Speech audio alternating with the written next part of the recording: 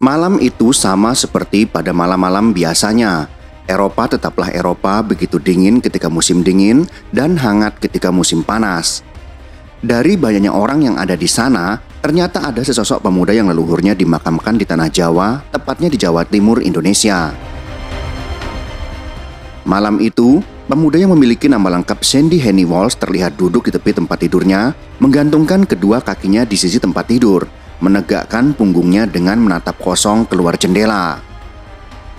Lampu-lampu kota di kejauhan berpendar menyinari kegelapan malam di kota tempatnya merumput.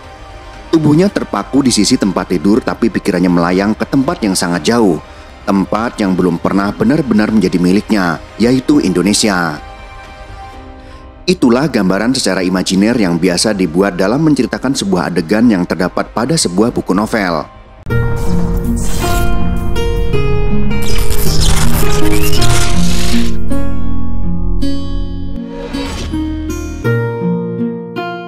Sandy Walsh adalah pesepak bola profesional yang memiliki darah keturunan Indonesia. Walsh lahir di Belgia pada tanggal 14 Maret tahun 1995 dari seorang ayah berkebangsaan Irlandia yang lahir di negara Inggris dan ibunya berdarah Indonesia yang lahir di Swiss dan dibesarkan di negara Belanda. Jika melihat histori tersebut, Sandy Walsh bisa membela salah satu dari 6 negara tersebut, yaitu Belgia, Inggris, Swiss, Irlandia, Belanda, dan yang terakhir adalah Indonesia. Sandy Walsh mengawali karirnya sebagai pemain muda di Tempo Overijse dan IRC Wielaert sebelum bergabung dengan Anderlecht pada tahun 2003, di mana ia bertahan hingga tahun 2011 ketika ia bergabung dengan Genk.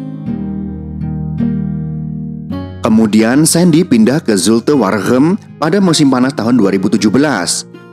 Pada bulan Oktober tahun 2020, ia pindah ke klub Belgia lainnya, yaitu Mechelen. Ia mencetak satu-satunya gol dalam perempat final Piala Belgia di masa injury time melawan Kortrijk yang membawa Mechelen ke semifinal. Kemudian pada tanggal 9 Februari tahun 2025, Sandy Walsh berpindah membela klub Yokohama F. Marinos yang berkompetisi di Liga Utama Jepang. Itulah sekilas tentang karir Sandy Walsh di level klub. Sedangkan pada pertandingan internasionalnya, Sandy pernah membela timnas Belanda U15, U17, dan U20.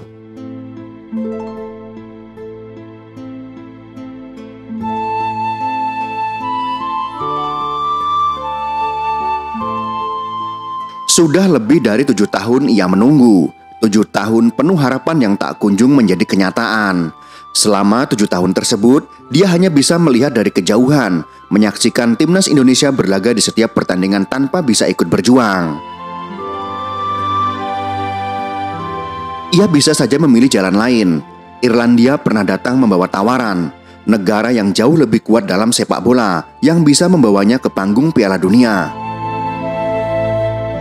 Hanya ada penantian, tidak ada kepastian yang bisa dia pegang selama itu.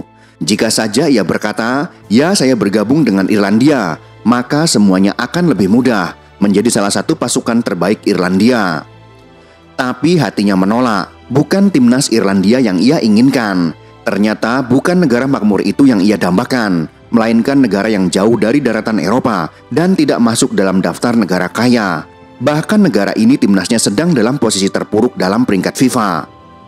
Negara yang ingin Sandy bela ini tidak lain adalah Indonesia, negara kepulauan luas yang mempunyai populasi lebih dari 280 juta.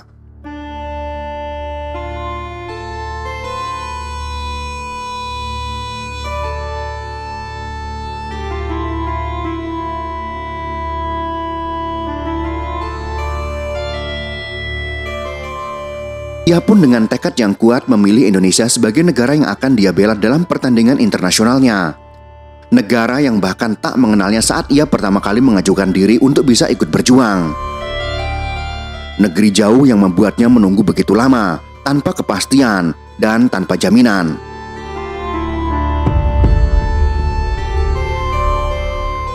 Berkali-kali proses naturalisasinya tersendat, berkali-kali harapannya pupus begitu saja, sehingga hanyalah kesabaran yang bisa Sandy pasang sebagai perisai saat itu. Sementara itu waktu terus berjalan seperti apa adanya. Usianya terus bertambah. Masa emas seorang pesepak bola perlahan mulai menipis berbanding lurus dengan usia. semakin tua usianya akan semakin menurun performanya. Itulah yang terjadi dalam dunia profesional sepak bola. Karena manusia adalah makhluk biologis, bukan emas yang semakin tahun malah makin mahal harganya.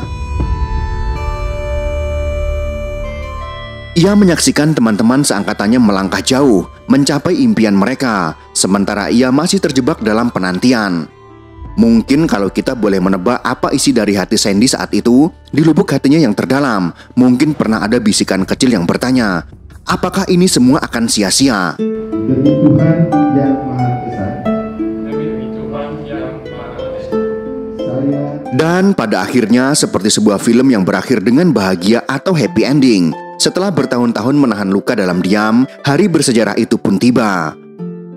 Ia berdiri di atas lapangan dengan seragam merah putih, lambang Garuda menghiasi dadanya. Lagu Indonesia Raya pun berkumandang, dan seluruh stadion bergemuruh, seperti supporter bola yang sangat fanatik mendukung tim kesayangannya bertanding. Memang benar bukan seperti supporter, tapi benar-benar supporter yang sangat antusias dan fanatik dalam mendukung timnasnya. Mereka adalah supporter timnas Indonesia, salah satu supporter yang diakui di dunia akan kekompakannya. Perlahan adrenalin meningkat, membuat merinding seluruh tubuh Sandy. Tapi dia hanya bisa diam, menahan air mata yang hampir jatuh, merasakan perasaan yang tak pernah dia alami sebelumnya. Mungkin pemain timnas negara tetangga tidak pernah mengalami perasaan seperti yang Sandy Walsh rasakan. Itulah berkah membela tanah leluhurnya, yaitu Indonesia. Semua rasa sakit, semua kesedihan, semua pengorbanan terbayar lunas dalam satu momen itu. Ia telah memilih jalan yang lebih sulit, karena timnas Indonesia sedang dalam posisi yang sangat jauh ketika itu. Tapi kini ia tahu, ia tidak salah memilih kewarganegaraan. Dia sangat antusias menjalani proses ini bersama timnas Indonesia. Sandy Walsh bukan sekedar pemain naturalisasi. Ia adalah bukti bahwa kesetiaan tak selalu dihargai dengan cepat, bahwa cinta terkadang harus diuji dengan penantian yang panjang. Dan meskipun ia pernah menunggu dalam kesunyian, kini ia akhirnya bisa menari-nari di atas lapangan untuk negara yang dia cinta, yaitu Indonesia, yang sejak awal selalu ada di dalam hatinya.